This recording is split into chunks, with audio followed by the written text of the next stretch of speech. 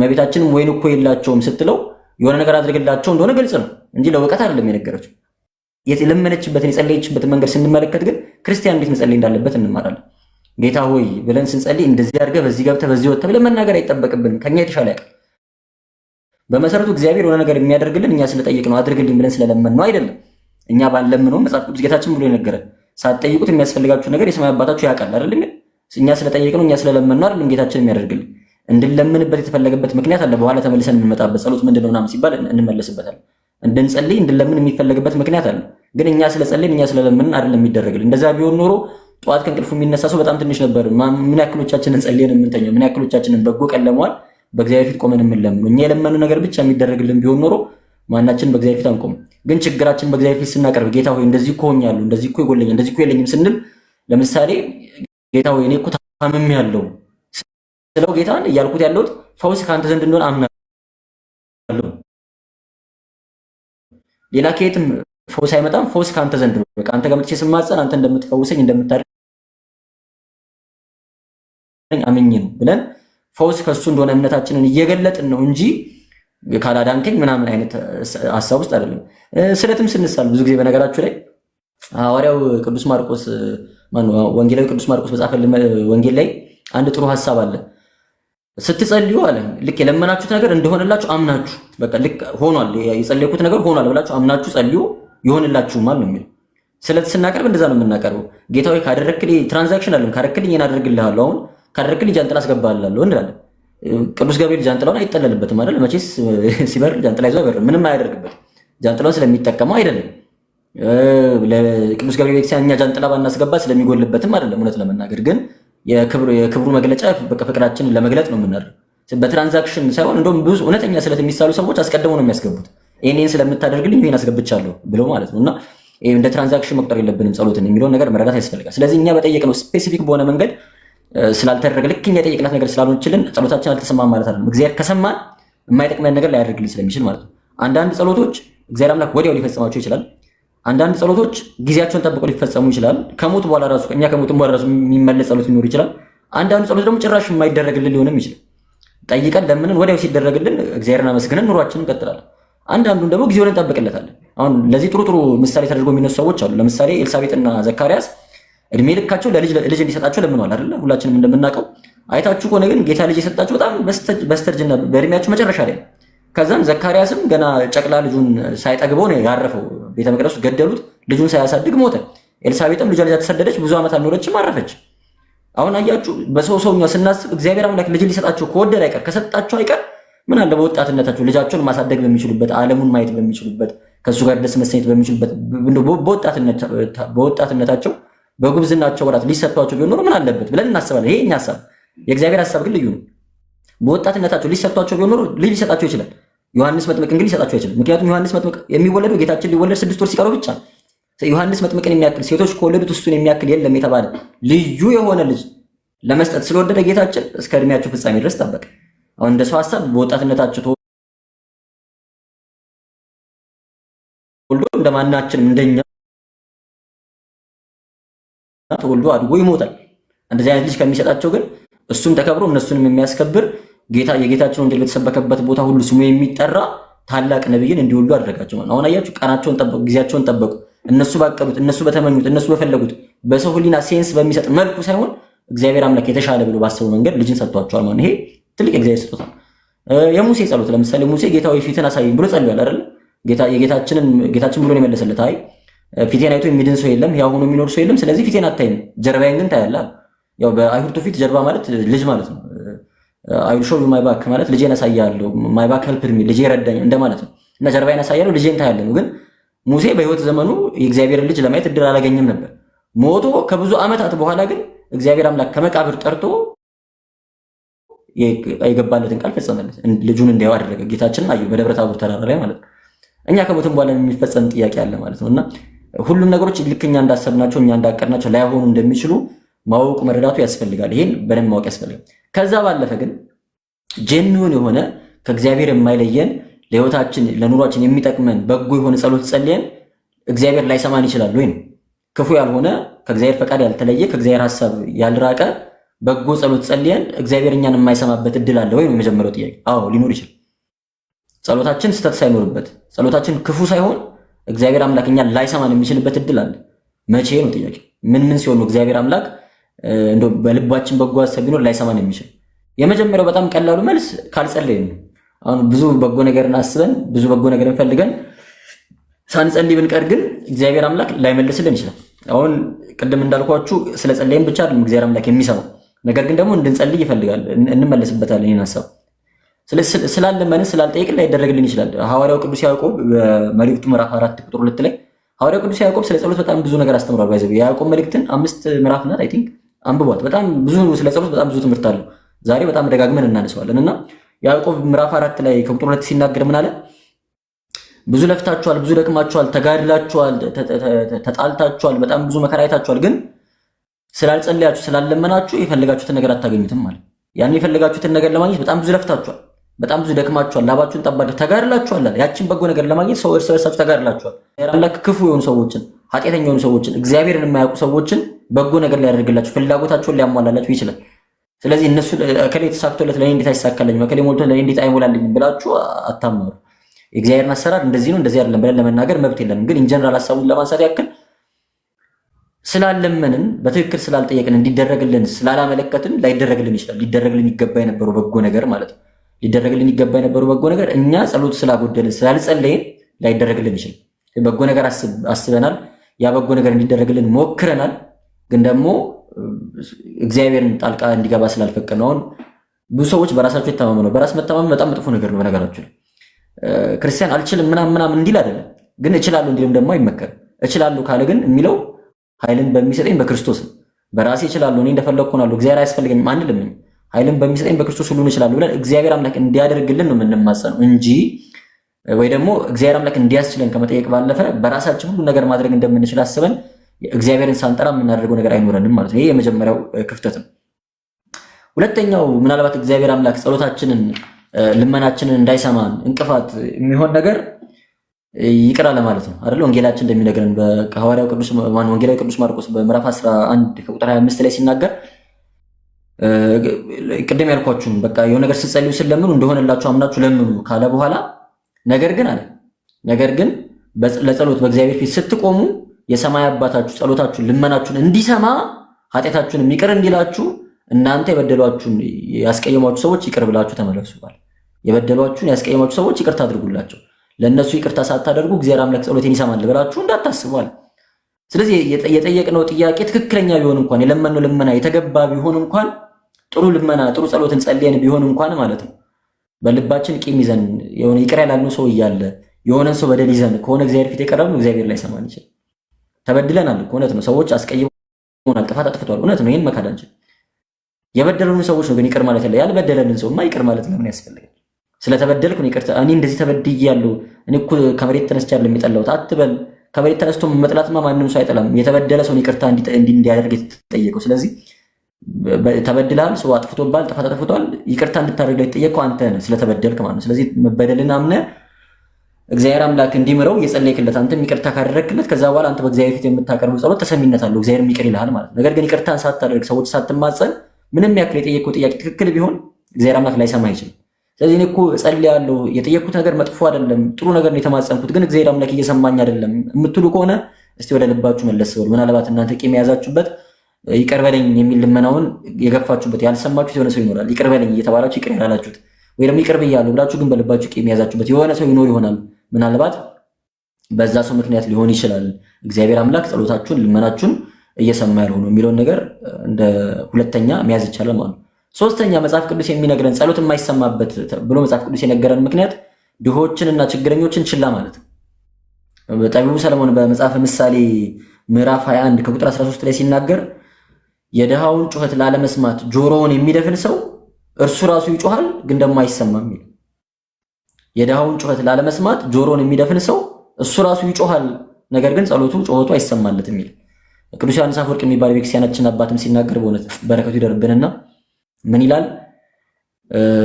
አንተ መንገድ ላይ እየለመነ እያለቀሰ እየተማጸነ ዝም ብለህ ያለፍከው ድሃ ትዝ ይልሃል ያለ እየለመነ እያለቀሰ እየተማጸነ አንተ ዝም ብለህ ያለፍከው ያ ድሃ አንተ እግዚአብሔርን ስትለምን በእግዚአብሔር ፊት ስታለቅስ እግዚአብሔርን ስትማጸን እግዚአብሔር አምላክ ዝም እንዲልህ የሚያደርግ ነው። ያንን ድሃ እንደው ልትሰጠውባችን የሆነ ነገር ልታደርግለባችን የምትሰጠው ነገር እጅ ላይ ባይኖር ቆርሰ የምታጎርሰው ቀደም የምታለብሰው ነገር እጅ ላይ ባይኖር ቢያንስ ለዛ ድሃ ሰው ብታዝንለት በልብ ብትራራለት ከንፈርን እንኳን ብትመጥለት በቃ የምር ራርተህ ማለት ነው። ከንፈርን እንኳን ብትመጥለት ይሄ ርህራሄ ነው። በቃ ስላጣህ እንጂ ቢኖርህ እንደምታደርግ እግዚአብሔር አምላክ ያውቃል። ይሄ ርህራሄ ግን ፊታችን እንዲያዙረን ቁስላቸውን ላለማየት ችግራቸውን ሙዬ እናቴ አባቴ እያሉ ላለመስማት ጆሮአችን ደፍነን የምንሄድ ከሆነ ልናደርግላቸው ባንችል እንኳን እንደው እግዚአብሔር ይስጥልኝ ለማለት እንኳን የምንጠየፍ ከሆነ ጮታቸውን ላለመስማት የምንታገል ከሆነ እግዚአብሔር አምላክ የኛን ጮታ አይሰማም። ይሄ ያስፈራል። አያችሁ፣ ይሄ የሚያስጨንቅ ነገር ነው፣ የሚያስፈራ ነገር ነው። እግዚአብሔር አምላክ የኛን ጮት እንዳይሰማ ከሚያደርጉ ነገሮች አንዱ እኛ የድሆችን ጮት አለመስማታችን ነው። ድሆችን ቸላ ማለታችን ማለት ነው። ድሆችን ችላ ማለታችን ማለት ይሄ በጣም ትልቅ ጥንቃቄ የሚፈልግ ነገር ነው። ስለዚህ መንገድ ላይ አንተ ችላ ያልከው ድሃ እግዚአብሔር አምላክ ደግሞ በጩኸት ጊዜ በልመና ጊዜ ችላ እንዲል የሚያደርግ ነው ብሎ ቅዱስ ዮሐንስ አፈወርቅ ይናገራል። ጠቢቡ ሰለሞንም በመጽሐፈ ምሳሌ ቅድም በጠቀስነው ጥቅስ ላይ የድሃውን ጩኸት ላለመስማት ጆሮውን የሚደፍን ሰው እሱ ራሱ ደግሞ በሚጮህበት ጊዜ ላይ እግዚአብሔር አምላክ አይሰማውም ብሎ ከእግዚአብሔር አምላክ የምንለይበት የምንርቅበት መንገድ እንደሆነ አስጠንቅቆ ነግሮናል ማለት ነው። ስለዚህ ሶስተኛው ጸሎታችን እንዳይሰማ የሚያደርግ ነገር ድሆችን፣ ችግረኞችን፣ እኛ ልንረዳቸው የምንችላቸውን ሰዎችን ጩኸት ወይም ልመና ላለመስማት ጆሮአችንን መድፈን ነው ማለት ነው። መድፈት ነው ማለት ነው። ሌላ መጽሐፍ ቅዱስ ላይ ከተነገሩና ጸሎት እንዳይሰማ ያደርጋሉ ከተባሉ አስገራሚ ነገሮች አንዱ ይሄ ስፔሲፊካሊ ለባሎች ነው። ሚስትን አለማክበር ጸሎት ልመና እንዳይሰማ ያደርጋል ይላል መጽሐፍ ቅዱስ። ሐዋርያው ቅዱስ ጴጥሮስ በመጀመሪያ መልእክቱ ምዕራፍ 3 ላይ መሰለኝ አንደኛ ጴጥሮስ ምዕራፍ 3 ቁጥር 7 ላይ ባሎች ሆይ ከእናንተ ጋር የእግዚአብሔርን መንግስት እንደሚወርሱ አድርጋችሁ ሚስቶቻችሁን አክብሩ፣ ጸሎታችሁም እንዳትሰናከል ሚስቶቻችሁን አትናቋቸው ይላል። ጸሎታችሁ እንዳይሰናከል ሚስቶቻችሁን አትናቋቸው። ጸሎታችሁ ተሰናክሎ እዚህ ምድር ላይ እንዳይቀር ማለት ነው። ሚስትን እንዳትንቅ። ሚስትን ከአንተ ጋር የእግዚአብሔር መንግስት የምትወርስ በእግዚአብሔር አርአያ የተፈጠረች ሴት መሆኗን አምነህ ካከበርካት እግዚአብሔር አምላክ ጸሎትን ልመናን ይሰማሃል። ግን እሷ ትገዛልኛለች፣ ትታዘዘኛለች ብለህ ሚስትን የምትንቃት ከሆነ ግን ለሚስት ክብር ከሌለ ግን እግዚአብሔር አምላክ ጸሎትን አይሰማም። ጸሎት ትሰናክላለች፣ ምድር ላይ ትቀራለች ብሎ መጽሐፍ ቅዱስ ይነግረናል ማለት ነው። የጸሎታችን ልመናችን እንዳይሰማ ሊያደርግ ይችላል ማለት ነው። ለሚስቶቻችን ክብርን መንፈጋችን ማለት ይሄ በዚህ ዳዘር ወይ አራውንድም ይሰራል። ሚስቶችም ለባሎቻቸው ክብርን የሚነፍጉ ከሆነ አሁን ሚስት ባል ለሚስቱ ፍቅርን እንዲሰጣት፣ ሚስት ደግሞ ለባሏ ክብርን እንድትሰጠው እንድትገዛለት መጽሐፍ የሚያዝ። ሚስት በታዘዘችው መሰረት ማታከብሩ ከሆነ ባሏን ጸሎቷ ልትሰናከል ላትሰማ ትችላለች ማለት ነው። ጸሎቷ ሊሰናከል ላይሰማ ይችላል ማለት ነው። ስለዚህ ጸሎት እንዳይሰማ ከሚያደርጉ ነገሮች አንዱ በተለይ በትዳር ላላችሁ ሰዎች የትዳር አጋርን አለማክበር ነው። የትዳር አጋርን አለማክበር ነው። ይህንን በደንብ አጽንኦት ሰጥቶ መረዳት ማወቅ ያስፈልጋል ማለት ነው። መረዳት ማወቅ ያስፈልጋል። ሌላኛው ጸሎት እንዳይሰማ የሚያደርግ ነገር እውነተኛ ጸሎት እየጸለይን እንኳን ጸሎታችን እንዳይሰማ እንቅፋት ሊሆን የሚችል ነገር በውስጣችን ያለ ያልተናዘዝነው ኃጢአት መኖሩ ነው። አንድ ያልተናዘዝነው፣ ሁለተኛ ደግሞ የምንወደው ኃጢአት መኖሩ ነው። ኃጢአት በደላችንን አውቀን እያወቅነው ውስጣችን እንዳለ እየተረዳ ልንናዘዘው እየተገባ ያልተናዘዝነው ያልተናገርነው ኃጢአት ካለ የደበቅነው የሸሸግነው በእግዚአብሔር ፊት ራሳችንን ለማዋረድ በካህኑ ፊት ራሳችንን ዝቅ ለማድረግ አቅማተን ሰንፈን የሸሸግነው የደበቅነው ኃጢአት ካለ ይሄ አንድ ጸሎት እንዳይሰማ እንዲሰናከል ያደርጋል። ሁለተኛ ደግሞ ያልወጣልን ኃጢአት ካለ ውስጣችን ቼሪሽ የምናደርገውን ኃጢአት ክርስቲያንን አይደለ ክርስቲያን መቼም ኃጢአት አልሰራም በቃ መስራት የለብኝም ብሎ ነው የሚያስበው። ከዛ ግን ኃጢአት የሚሰራው ተሰናክሎ ነው፣ ደክሞት አቅቶት ታግሎ ተሸንፎ ማለት ነው። ኃጢአትን ኢንጆይ እያደረገ ደስ እያለው እየወደደ የሚሰራ ሰው ብዙ ገና ብዙ ነገር ይቀርባል ማለት ነው። በጣም ወደኋላ ቀርቷል ማለት ነው። ኃጢአትን የምንሰራው ጽድቅ መስራት አቅቶ ነው። ኃጢአቱን ማሸነፍ አቅቶ ነው። ታግለን ወድቀን ተሸንፈን ነው። ለዛ ነው ኃጢአት መውደቅ ኃጢአት ወደቀ የሚባለው መውደቅ ስለሆነ ኃጢአት ታቅዶ በፕላን ኢንጆይ ተደርጎ ወደነው ፈቅደነው የምናደርገው ነገር ሳይሆን ወድቀን የምንፈጽመው ነገር ስለሆነ አቅቶን ማለት ነው። ሰው አውቆ አይወድቅም አይደል? ተሰናክሎን አቅቶ ተንሸራቶ ነው የሚወድቀው። ለመቆም እየታገልን በሁለት እግራችን ለመቆም እግዚአብሔርን ለማክበር እየታገልን አቅቶን ከሆነ የወደቅነው ይሄ በኃጢአት መውደቅ። ውስጣችን ግን ቼሪሽ የምናደርገው የምንወደው ከፍ የምናደርገው የምንጓጓለት የምናፍቀው ኃጢአት ካለ ይህ ኃጢአት ጸሎታችን እንዳይሰማ እንቅፋት ሊሆን ይችላል። እኔ እኮ የለመንኩት ነገር ጥሩ ነው፣ በጎ ነው፣ የእግዚአብሔር ፈቃድ የእግዚአብሔር ሐሳብ ነው፣ ግን እንደጠየቁት እንደለመንኩት አልሆነልኝም የሚል ጥያቄ ካላችሁ ወደ ውስጥ መመልከት ጥሩ። ምናልባት ያልተናዘዛችሁበት ወይ ደግሞ በጣም የምትወዱት በጣም የምትፈልጉት ኃጢአት ውስጣችሁ አለ ማለት ነው። ይሄ አንድ ምክንያት ሊሆን ይችላል። መጽሐፍ ቅዱስ ኃጢአት እንዳይሰማ ጸሎት እንዳይሰማ ከሚያደርጉ ነገሮች አንዱ ኃጢአት እንደሆነ ይነግረናል። ይህን በዳዊት መዝሙር 65 ከቁጥር 18 ላይ ታገኙታላችሁ። መዝሙር 65 ወይም 66 ቁጥር 18 ላይ ታገኙታላችሁ። በልቤስ በደልን አስቤ ቢሆን ኖሮ አለ መዝሙረኛ ዳዊት፣ በልቤ ኃጢአትን በደልን አስቤ ቢሆን ኖሮ ጌታ ጸሎቴን ባልሰማኝ ነበር ይላል። በልቤ ኃጢአትን በደልን አስቤ ቢሆን ኖሮ ጌታ ጸሎቴን ባልሰማኝ ነበር ይላልና ምናልባት ጸሎታችን እንዳይሰማ የሚያደርገው በልባችን ውስጥ ያለው የሸሸግነው፣ የደበቅነው፣ የቋጠርነው ክፉ ኃጢአት፣ ክፉ በደል ሊሆን ይችላል። ይህንን በደንብ ማስተዋል ያስፈልጋል። ኃጢአት እንቅፋት፣ በጣም ክፉ በሽታ፣ በጣም መጥፎ በሽታ፣ እንቅፋት ከእግዚአብሔር እንዳንገናኝ። አይታችሁ ከሆነ ኃጢአት ስንሰራ መጀመሪያ የሚያስጠላን ነገር መንፈሳዊ ነገር ነው። መጸለይ ያስጠላናል፣ ቤተክርስቲያን መሄድ ያስጠላናል፣ መንፈሳዊ ብለን የምናስባቸው ሰዎች ያስጠሉናል። በቃ በጎ የሆነ ነገር ሁሉ እንድንጠላ የሚያደርገን ክፉ እንቅፋት ነው እና እንዳንጸልይ ያደርገናል። ስንጸልይም ደግሞ እግዚአብሔር አምላክ እንዳይሰማን ያደርገናል። በነቢዩ በኢሳይያስ መጽሐፍ ላይ የተናገረው አንድ ቃል አለ። እግዚአብሔር መንፈስ ቅዱስ እኔ ጆሮዬ የእናንተ ጸሎት ከመስማት ሰነፈች ወይ? አይኖቼስ ወደ እናንተ ከማየት ቦዘኑ ወይ? ደከሙ ወይ? እጆቼስ ደግሞ እናንተን ለመርዳት አጠሩ ወይ? ነገር ግን እጄ ስላጠረ ወይ ጆሮዬ ስለተደፈነ አይኖቼ ስለማያዩ አይደለም እናንተን መርዳት ያልቻልኩት፣ ይልቁንም በእኔና በእናንተ መካከል ኃጢአታችሁ ይሄ ግንብ ሆና ስለተሰራች ነው። መካከላችን የሆነ አጥር ስለሆነችብን እኔና እናንተ እንዳንገናኝ፣ የኔ እርዳታ እጅ የረድኤት እጅ ወደ እናንተ እንዳይመጣ፣ የእናንተም ጸሎት ወደ እኔ እንዳይደርስ ኃጢአታችሁ በመካከል ግንብ ስለሆነች ነው። እግዚአብሔር አምላክ ሲናገር እናገኘዋለን። ኃጢአት ክፉ ግንብ ነው፣ ክፉ አጥር ነው። ከእግዚአብሔር ጋር እንዳንገናኝ መንፈሳዊነት እንዲያስጠላን። ጸሎት እኮ ያቋረጥነው ኃጢአት ሰርተን ነው። ብዙዎቻችን በጣም እኮ እየጸለይን ነበር፣ ጸሎት እኮ ጀምረናል።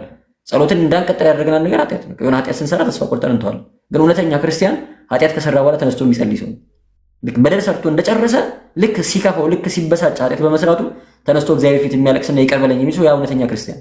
እኛ ግን ኃጢአትን ሰራን፣ በቃ አንደኛን አባን ካገኘ በኋላ ሰብሰብ አድርጌ ጸሎቴን ያን ይጀምራሉ ብለን ጸሎትን ከናካቴው እንተዋለን፣ ይቀራል። አቡነ ሽኖዳ ሳልሳዊ ሲናገሩ እንደው ምን ይላሉ? ንስሐ ከገባው በኋላ ጸልያለሁ ብለህ ጸሎት እንዳታቋርጥ፣ ምክንያቱም የእውነተኛ ንስሐ በሩ ራሱ ጸሎት ነውና ይላሉ። የእውነተኛ ንስሐ መግቢያ በሩ ጸሎት ነው። በጸሎት በኩል ነው ወደ እውነተኛ ንስሐ መግባት የሚቻሉ ብለው እኚህ ቅዱስ አባት ሲናገሩ እናገኛለን። እና ኃጢአት ጸሎታችን በእግዚአብሔር ፊት እንዳይቀርብ እንዳይሰማ ከሚያደርጉ ከባባድ እንቅፋቶች አንዱ ይሄ ኃጢአተኛነት፣ በደለኛነት፣ ያልተናዘዝነው በልባችን የወደድነው ያከበርነው ኃጢአት መኖሩ ነው ብላ ቅዱስ ቤተክርስቲያናችን ታስተምራለች ማለት ነው። ሌላኛው ሁሌ የሚነገረው ጸሎት እንዳይሰማ እንቅፋት የሚሆን ነገር ጥርጥር ነው። ያው አምኖ የጸለየ ሰው ይደረግለታል አይደለ? በልቡ ጥርጥር ያለበት ሰው ግን አይደረግለትም። ሐዋርያው ቅዱስ ያዕቆብ ስለዚህ በደንብ ይናገራል። ምዕራፍ 1 ስታነቡ ከላይ ጀምራችሁ በደንብ አንብቡት። እናንተ ገና ከመጀመሪያው ቁጥር ጀምራችሁ በደንብ አንብቡት። ቁጥር 3፣ 4 አካባቢ ጀምሮ ስለ ጸሎት ያወራልና ምን ይላል ሲናገር፣ ማንም ሰው የሚጸልይ ሰው መጀመሪያ ከፍ ብሎ ከእናንተ ማንም ጥበብ ቢጎለው አለ፣ ከእናንተ ማንም ጥበብ ቢጎለው ጸጋ ቢጎለው ሳይሰስት በልግስና የሚሰጥ እግዚአብሔርን ይለምነው፣ እግዚአብሔር ይሰጠዋል ያደርግለታል አለ። ከእናንተ ጥበብ የጎደለው ሰው ጸጋ የጎደለው ሰው ቢኖር ሳይሰስት ያንስብኛል ምናምን ሳይል እግዚአብሔር አምላክ አትረፍሮ ሆኖ ጸጋ ነው የሚሰጠው ለማይገባው ሁሉ ማለት ነውና፣ ጸጋ የጎደለው ሰው ቢኖር ሳይሰስት በልግስና የሚሰጥ እግዚአብሔርን ይለምን፣ እግዚአብሔርም ያደርግለታል እያለ ይመጣና ዝቅ ብሎ ይላል። ነገር ግን የሚጸልይ ሰው ሁሉ ያለ ጥርጥር ይጸልይ ይላል። ነገር ግን የሚጸልይ ሰው ሁሉ ምንም ሳይጠራጠር በእምነት ይለምን፣ ምንም ሳይጠራጠር በእምነት ይለምን ይልና ታች ወርዶ ምን ይላል? ሁለት ሐሳብ ላለው፣ በጣም የሚገርም ቃል፣ ሁለት ሐሳብ ላለው በመንገዱም ሁሉ ለሚወላውል ለዚያ ሰው ከጌታ ዘንድ አንዳች ነገር የሚያገኝ አይምሰለው። ሁለት ሐሳብ ያለው በሐሳቡ በልቡ የሚወላውል ያ ሰው ከጌታ ዘንድ አንዳች ነገር አገኛለሁ ብሎ እንዳያስብ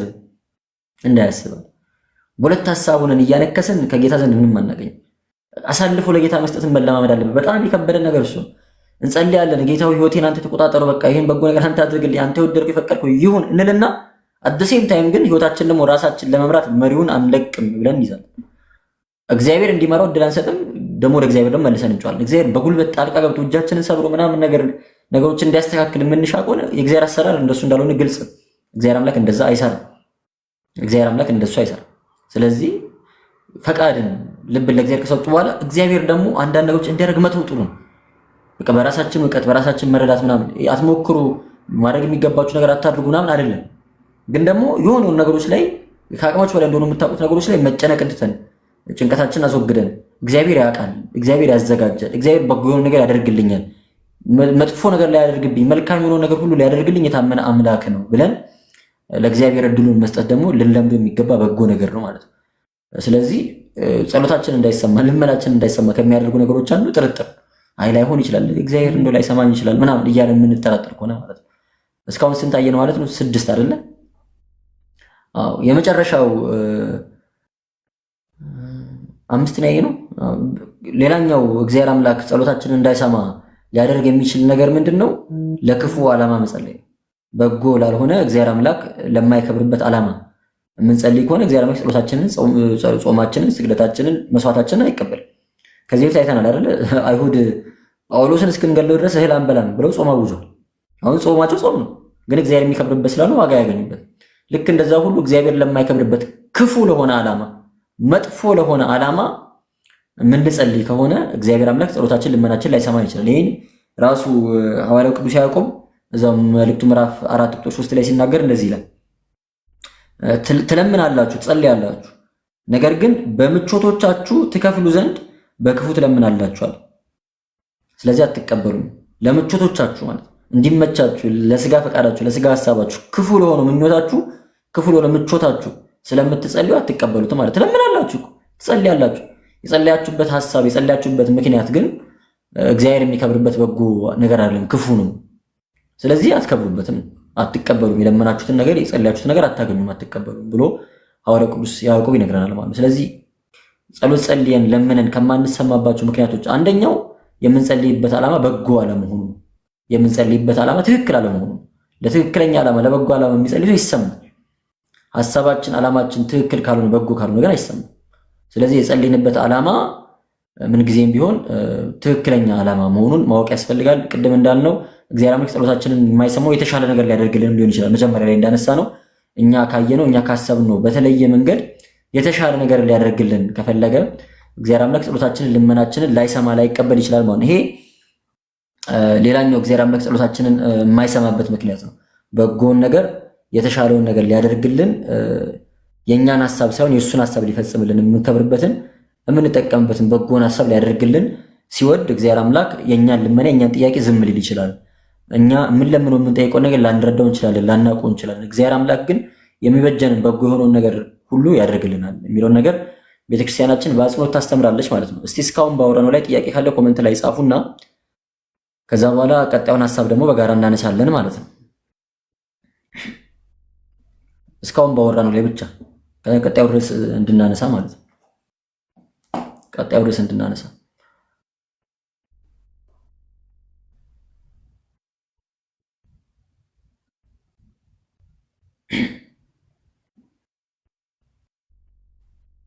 አሜን አሜን። አብሮ ያሰማን።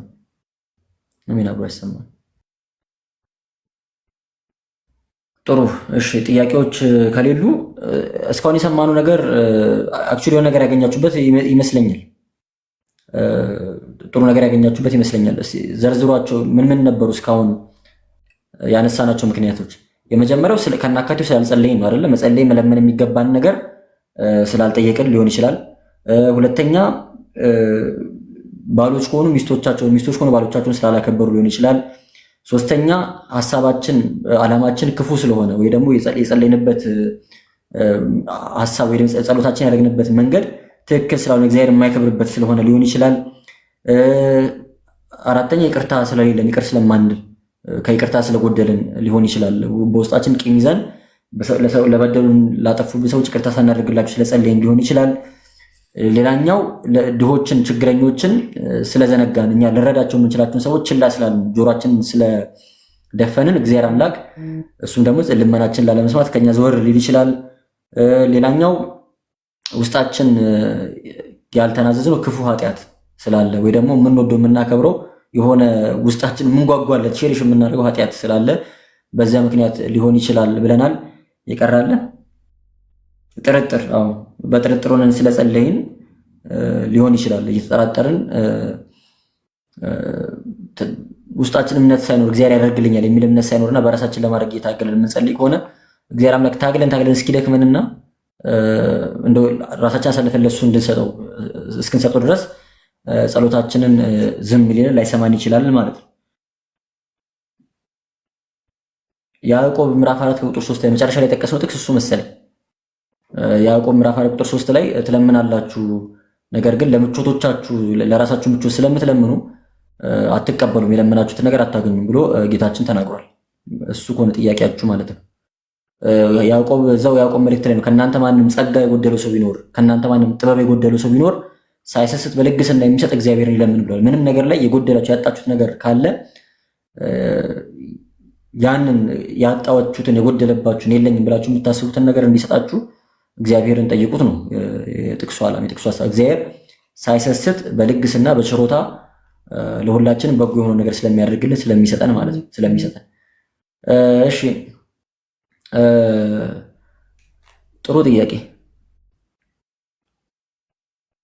እምነት እንዲጨምርልኝ ጠይቄዋለሁ። አሁን ግን እምነቴ የሚፈተንበት ሁኔታ ውስጥ ነው ያለሁትኝና አሁን ምክንያቱ ገብቶኛል ብላለች እህታችን ወይ ወንድማችን። ጥሩ ነው። እግዚአብሔር አምላክ መልስ ጥያቄዎቻችን ይመልሰው እንደዛ ነው። በነገራችሁ እምነት እንዲጨምርልን ከጠየቅነው ጠዋት ስንነሳ በአንዴ አማኝ አያደርገንም። እምነት የሚባል ነገር አያፈስብን። አንደኛ እምነት እንዲሰጠን የምር ከልባችን ከጸለይና እግዚአብሔር ከሰማን እምነታችን እንድንታገል የሚያደርገን ሁኔታ ውስጥ ነው የሚከተን። ዝም ብሎ እምነት የሚባል ነገር ይጨምርብናል ሳይሆን እምነትን የሚያጠራጥር ነገር ይሰጠንና ያንን ጥርጥር ለማሸነፍ በምናደርገው ትግል ውስጥ እምነታችን ይጨምራል፣ እምነታችን ይጠነክራል። ትዕግስት ከጠየቅነው ትዕግስታችን የሚፈታተን ነገር ህይወታችን ላይ ይመጣል። ያን ነገር ለማሸነፍ ስንጥር እግዚአብሔር እባክህ ጌታ እርዳኝ ስንል ታጋሽ ወደ መሆን እናድጋለን። አሳቢ እየገባችኋል እንጂ ዝም ብሎ ጸጋው መጥቶ ልክ ይፈስብናል እንደ ሰው ጊፍት ጠቅልሎ አምጥቶ እንደሚሰጠው እንደዛ አድርጎ ይሰጠናል ማለታችን አይደለም። እዛ ሁኔታ ውስጥ እንድንገባና እንድናሸንፍበት ያደርገናል። ከዚህ በፊት የሰጠነው አንድ ጥሩ ምሳሌ ነበረ። ቪዲዮ ሰርቼበታለሁ ይመስለኛል ባለፈው ዓመት። አባቶቻችን እምነት እንደ ጃንጥላ ነው ይላሉ። እምነት እንደ ጃንጥላ ነው። አንድ ሰው ጃንጥላ ይዞ ከቤቱ ቢወጣ ፀሐይ እንዳትወጣ ማድረግ አይችልም። ጃንጥላ ስለያዘ ፀሐይ ቤቷ አትቀርም፣ ሳትወጣ አትቀርም። ወይ ደግሞ ዝናብ እንዳይዘንብ መከልከል አይችልም አንድ ሰው። ይልቁንም ማድረግ የሚችለው ከባድ ዝናብ ቢዘንብም ከባድ ፀሐይ ቢወጣም እሱ እንዳይበላሽ እሱ እንዳይደክም በዛች ጃንጥላ መከላከል። በቃ ጃንጥላ ስለያዘ ፀሐይ መውጣቱ አይቀርም። ግን ደግሞ የፀሐዩ ሐሩር የፀሐዩ ቃጥሎ እንዳያቃጥለው ግን ጃንጥላ ይከላከልለታል። እምነት እንደዛ ነው። እግዚአብሔር አምላክ ፈተና የሚባል ነገር ወደ ህይወታችን ከቶ እንዳይመጣ አይደለም የሚያደርገው። ትዕግስትም እምነት ምንም ነገር ጎሎ ብንማጸኑ የምንፈተንበት ነገር እንዳይመጣ አይደለም የሚያደርገው። ይልቁንም በሚመጡብን ፈተናዎች ውስጥ ሁሉ መሻገር የምንችልበትን አቅም ጉልበት የሚሰጠን እምነት እንደ ጃንጥላ ነው። እምነት እንደ ጃንጥላ ነው። ስለዚህ እምነትን ብንጠይቀው ጸጋ እንዲጨምርልን ብንጠይቀው እነዛን ነገሮች እንድናደርግ እንድናደርግ ወይም በጎ ፈቃዳችን እንድንገልጽ የሚያበረታታ ሁኔታ ውስጥ እንገባለን እንጂ ከናካቴው ምንም ሳንሰራ ድንገት መጥቶ ነገር ይፈስብናል ማለት አይደለም። እና እንደዛ እንረዳ። ንስሐ ስንገባ ጸሎት ስንጀምር ፈተና የሚበዛብን ወደ እግዚአብሔር እየቀረብን ስለሆነ ወደ እግዚአብሔር ስንቀርብ ደግሞ ወደ እግዚአብሔር እንዳንቀርብ የሚፈልግ የሚከላከል ክፉ ጠላት አለብን። ያ ክፉ ጠላታችን ከዛ ሊያሰናክለን ይታገላል። አንደኛ። ሁለተኛ ወደ እግዚአብሔር መንገድ ስንጓዝ የእግዚአብሔር መንገድ ምቾት የበዛበት አይደለም። ምቾት የበዛበት አይደለም። በጠባቡ በር ለመግባት ተጋደሉ የተባለው ትግል አለ ማለት ስጋችንን መጎሰም ይፈልጋል። ፍላጎታችንን መሻታችንን መግደል ይፈልጋል። ፈተና በዝቶብን ራሱ ሳይሆን ስጋችን ላይ መጨከን ስለሚከብደን ነው የከበደን የሚመስልን። ጸሎት የሚያደርግ ሰው ከእንቅልፉ ጋር መታገል አለበት፣ ከስንፍናው ጋር መታገል አለበት፣ ከራሱ ፍላጎት ከራሱ ፈቃድ ጋር መታገል አለበት። ከስንፍናው ላይ ቀንሶ ነው የሚጸልዩ። መተኛት እየፈለገ መቀመጥ ስክሮል ማድረግ ምናምን ወሬ እየፈለገ አይ ብሎ ለጸሎት የሚነሳ በራሱ ስጋ ላይ መጨከን ስላለበት ራሱን መካድ ስላለበት ከባድ የተለየ ፈተና መጥቶብን ሳይሆን የሆነ የምንከፍለው ዋጋ ስላለ መንገዱ ጠባብ ስለሆነ ከባድ ስለሆነ ነው መንፈሳዊነት የሚያስቸግረንና እንጂ ሌላ የተለየ ነገር ኖሮት አይደለም። ስለዚህ የጠላት ፈተና ነው። እንደዚህ አይነት ችግሮች የሚገጥሟችሁ ከሆነ ታገሉት ነው ሐሳቡ።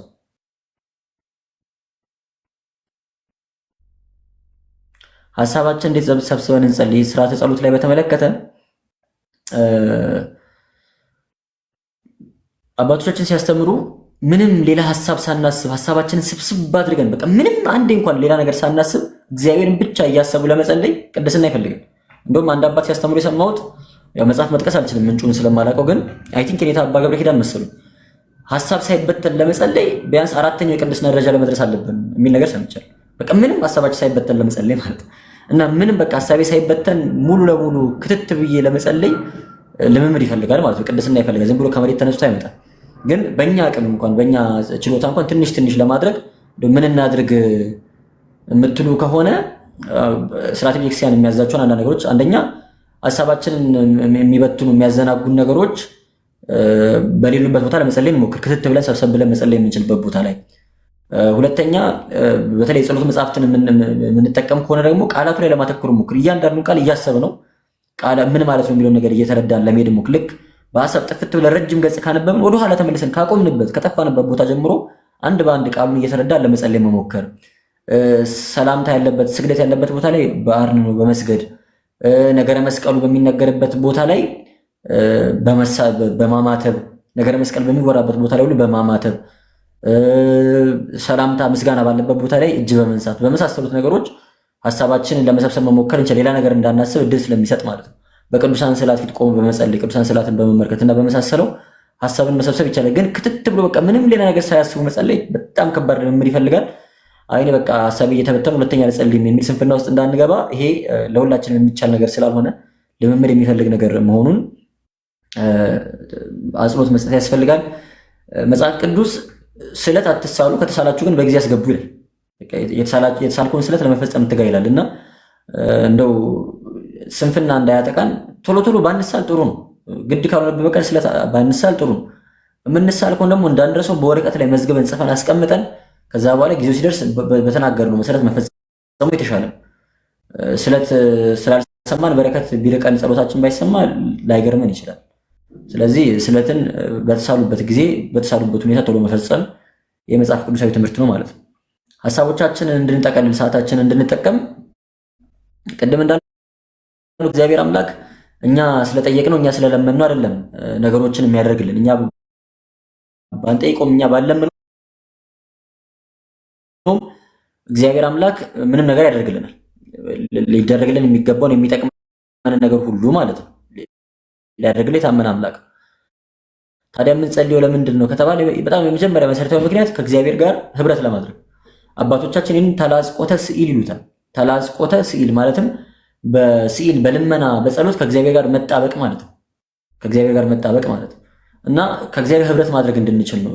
ወላጆቻችን፣ እናቶቻችን፣ አባቶቻችንን የምናናግራቸው የሆነ ነገር ስንፈልግ ብቻ አይደለም። እንደዛ ከሆነ በጣም ክፉ ልጆች ነን ማለት ነው። ሲርበን ብቻ ከሆነ እናታችን ትዝ የምትልን፣ ገንዘብ ሲቸግረን ነገር ስናጣ ብቻ ከሆነ አባታችን ትዝ የሚለን ይሄ ልጅነት አይደለም አይደል? ልጅነት አይደለም። ልጅ ስለሆንም ብቻ ግን ስለሚናፍቁን ብቻ እንደው ድምፃቸውን ለመስማት ጤንነታቸውን ለማረጋገጥ እንደውላለን፣ ሄደን እንጎበኛቸዋለን፣ እናወራቸዋለን። እግዚአብሔር አምላክም አባት ነው። የሆነ ነገር ስንፈልግ የሆነ ነገር ሲጎልብን ብቻ አይደለም ሄደን የምንማጸን ሄደን የምንጠይቀው። ይሄ ስንፍና እግዚአብሔር አምላክ ዕለት ዕለት እንድንጠይቀው ይፈልጋል። ዕለት ዕለት እንድናወራው እንድናመሰግን። ጸሎት ልመና ነው። ጸሎት ምስጋና ነው። ጸሎት ከእግዚአብሔር ጋር መነጋገር ነው። እግዚአብሔር ሲናገር መስማት፣ እኛም ደግሞ ስንናገር እግዚአብሔር እንዲሰማን ማድረግ ማለት ነው። እኛ ተናግረን ብቻ አራግፈን መምጣት አለብን። እግዚአብሔር ሲናገር መስማት አለብን። እግዚአብሔር ሲናገር የምንሰማው በትምህርተ ወንጌል ነው። ቅዱሳት መጽሐፍትን በማንበብ ነው። ሌሎች ቤተክርስቲያን መጽሐፍትን በማንበብ መጽሐፍ ቅዱስን፣ ሌሎች መጽሐፍትን፣ ቃለ ወንጌልን፣ ቃለ እግዚአብሔርን በመስማት ነው እግዚአብሔር ሲናገረን የምንሰማው። ከዛ ደግሞ ልባችንን በማዳመጥ እግዚአብሔር አምላክ መልሱን ውስጣችን ስለሚያስቀምጠው እና ፈቃድ እግዚአብሔርን የምናቆም እንደዛ ስለሆነ፣ ስለዚህ እግዚአብሔርን የሆነ ነገር ስንፈልግ ሲጎልብን ብቻ ሳይሆን ዕለት ዕለት በልጅነት መንፈስ እንድናናገረው ስለሚሻ በልጅነት መንፈስ እንድናወራው እግዚአብሔር አምላክ ስለሚሻ ስለሚፈልግ ዕለት ዕለት እንድንጸልይ ይፈለጋል። ስለዚህ ስለጎደለብን ስላጣን እኛ ስላላደረግን እኛ ካልነገረው ስለማያደርግልን አይደለም። ለምሳሌ ቤተክርስቲያናችን በስርዓተ ቅዳሴዋ ላይ በእንተ ቅድሳት የሚባል ጸሎት አለ። ዲያቆን ወጥቶ አንድ ስለምታደርግ ስጋውና ደግሞ እግዚአብሔር አንድ ያደርገን ዘንድ ሰላምንም ማልዳለን ብሎ የሚጀምር ጸሎት እዚህ ይላቸዋል። የማይጸለይበት ርዕሰ ጉዳይ የለም። የወንዙን ውሃ እስከ አፋቸውን እስከ ገደባቸው ይሞላቸው ዘንድ እንጸልያለን። የሰማዩን ዝናብ እንዲያዘንብልን እንጸልያለን። የምድሩን ቡቃያ እንዲያበቅልልን እንጸልያለን። ስለተሰደዱት እንጸልያለን። ስለ ንፋሱ እንጸልያለን። ማንጸልይበት ርዕሰ ጉዳይ የለም። ይህንን ሁሉ የምንጸልየው እኛ ካልነገርነው እግዚአብሔር ስለሚረሳ አይደለም። ወንዙን እስከ ገደቡ ሙላለን ብለን ካልጸለይነው ከገደቡ ስለሚያሳልፍብን ስለሚዘነጋው አይደለም። ይህንን ሁሉ የምንጸልየው እምነታችንን ለመግለጽ ነው። ጌታ ሆይ ወንዙን የምትሞላው የምታጎላው አንተ ነህ። ዝናቡን የምታዘንበው አንተ ነህ። ንፋሱን የምታነፍሰው አንተ ነህ። የተራበውን የምታበላው፣ የጠማውን የምታጠጣው፣ ስደተኛውን የምትጎበኘው፣ የተቸገረውን ሁሉ በጎ ነገር የምታደርግለት አንተ ነህ ብለን ሁሉን አድራጊ እግዚአብሔር አምላክ መሆኑን እንደምናምን እምነታችንን ለመግለጽ ቤተክርስቲያን ስለ ሁሉ ነገር የምትጸልይ እንጂ እኔ ካልነገርኩት አያደርግልኝም በሚል ሜንታሊቲ አይደለም። ይሄ መጀመሪያ ዕለት ዕለት የምናወራው እግዚአብሔርም ህብረት እንድናደርግ ነው። የሚሰጠው ተላጽቆተ ሲል ከእግዚአብሔር ጋር በጸሎት መጣበቅን በተመለከተ አባቶቻችን ምሳሌ ሰጥቶ ሲያስተምሩ፣ ለምሳሌ ገና ህፃን ልጅ ያለው ገና ድክ ድክ የሚል አፉን ገና ያልፈታ ልጅ ያለው አባት ልጁን ይጠራውና ስሜ ማን ነው ይለዋል አይደል? ስሜ ማን ነው ይለዋል። አሁን የራሱን ስም ስለማያውቅ አይደለም፣ አባቴ የራሱን ስም ያውቃል። ግን ልጁ በኮልታፋ አንደበቱ የአባቱን ስም ሲጠራ አባቴው ደስ ስለሚለው፣ አንደኛ የልጁን አንደበት መስማት የልጁ አፍ ስለሚጣፍጠው ሲኮላተፍ ደስ ስለሚለው ከልጁ አንደበት የራሱን ስም ለመስማት ልጁን ይጠይቋል። ይሄ መጀመሪያው። ሁለተኛ ልጁ አፍ እንዲፈታ ነው፣ መናገር እንዲለምድ ነው። አባት ማን ነው ሲባል መመለስ እንዲችል ነው። ለነገር አፉን መፍታት እንዲችል እያለማመዱ ነው። አባትየው ልጁን ስም ማን ነው ስም ማን ነው እናት ማን ናት እያለ ሲጠይቀው ማለት ነው። ይሄ ሁለተኛው ምክንያት ልጁ እንዲላመድ አፉን እንዲፈታ። ከዛ ደግሞ አባትየው አፉ ስለሚጣፍጠው እግዚአብሔርን በደካማ በጎልዳፋ አንደበታችን ፊት ለፊቱ በጸሎት ስንደክም ስንናገር ስንኮላተፍ አፋችን አንደበታችን ይጣፍጧል። አያችሁ የደካማው ልጅ ኃጢአተኛው ልጅ ሞቶ ጠፍቶ በኃጢአት ወድቆ የነበረው ልጅ ዛሬ የሚፈልገው በናፍቆት መጥቷል ብሎ የእኛን ጸሎት የኛን ልመና መስማት ደስ ያሰኘዋል።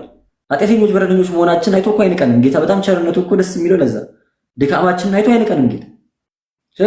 አፋችን አንደበታችን ስለሚጣፍጠው ሊሰማን ይወዳል። ይሄ መጀመሪያ። ሁለተኛ ደግሞ እግዚአብሔር አምላክ ጋር መነጋገርን ገንዘብ እንድንለምድ ይፈልጋል። ለምን? ከእግዚአብሔር ጋር መነጋገር ኃጢአትን ለማሸነፍ አቅም ይሰጣል። ጠላት ዲያብሎስን ለማሸነፍ አቅም ይሰጣል። እምቢ ለማለት አቅም ይሰጣል። እግዚአብሔር ጋር መነጋገር ከእግዚአብሔር ጋር መሆን መቻል ማለት ነው። አንደበታችን ብንፈታና እግዚአብሔር አምላክ የሚወደውን ንግግር ወይ ደግሞ በእግዚአብሔር ፊት ሞገስ ያለውን ቃል እንድናወጣ ሲያለማምደን እግዚአብሔር አምላክ ከዛ በኋላ በጠላት ላይ ስልጣን የሚኖረን ኃጢአትን እምቢ ማለት የምንችል ጠላት ላይ ዞር በል ማለት የምንችል እንድንሆን አቅም ይሆነናል ማለት ነው። እና እግዚአብሔር አምላክ ጸሎትን እንድንለምድ ይፈልጋል፣ እንድንናገር ይፈልጋል። ለዛ ነው እንድንጸልይ የሚፈልገው እንጂ እኛ ካልጠየቅን እኛ ካልተናገርን ስለማያደርግልን አይደለም። ይሄ ሌላኛው ስለምን የሚደረግልን እምነታችን እንዲጸና ነው። አንድ ሰው ወዲያው ለምኖ ሲደረግለት እግዚአብሔር አምላክ እምነቱን ያጸናለት። በቃ የሚያደርግልኝ አምላክ አለኝ፣ በጎ ነገር የሚፈጽምልኝ አምላክ አለኝ፣ የሚመገበኝ የሚጠብቀኝ አምላክ አለኝ። ስለለፋው ስለደከምኩ ብቻ አይደለም የተሳካልኝ። ከኔ ይልቅ የለፉ ከኔ ይልቅ የደከሙ በጣም ብዙ ሰዎች አሉ። ስለደከሙ ስለለፋው ብቻ ሳይሆን እግዚአብሔር አምላክ ስለባረከኝ ጭምር ነው ብለን እግዚአብሔርን ማመስገን እንድንችል እምነታችን እንዲጎላ እንዲደረጉልን የምንሻቸውን እንዲሆን የምንፈልጋቸውን ነገሮች ለእግዚአብሔር እንነግረዋለን። አድናቆታችንን እንነግረዋለን። እግዚአብሔር አምላክ እናደንቀዋለን። ስራውን አድንቀን እናመሰግነዋለን። ሐዘናችንን፣ መከራችንን፣ ልመናችንን ደግሞ እንነግረዋለን። የጎደለብንን ነገር ሲከፋል ከፍቶኛል እንለዋለን። ስናዝን አዝኛለሁ፣ ደስ ሲለን ደግሞ ደስ ብሎኛል። መዝሙረ ዳዊት ለቅሶም አለው፣ ደስታም አለው፣ ምስጋናም አለው አይደለ? አቤቱ ለምን ርቀህ ቆምክ? ለምን ትተወኛለህ? በመከራዬ ቀን በችግሬ ቀን ለምን ዝም ትለኛለህ ብሎ ሲማጸን እናገኘዋለን።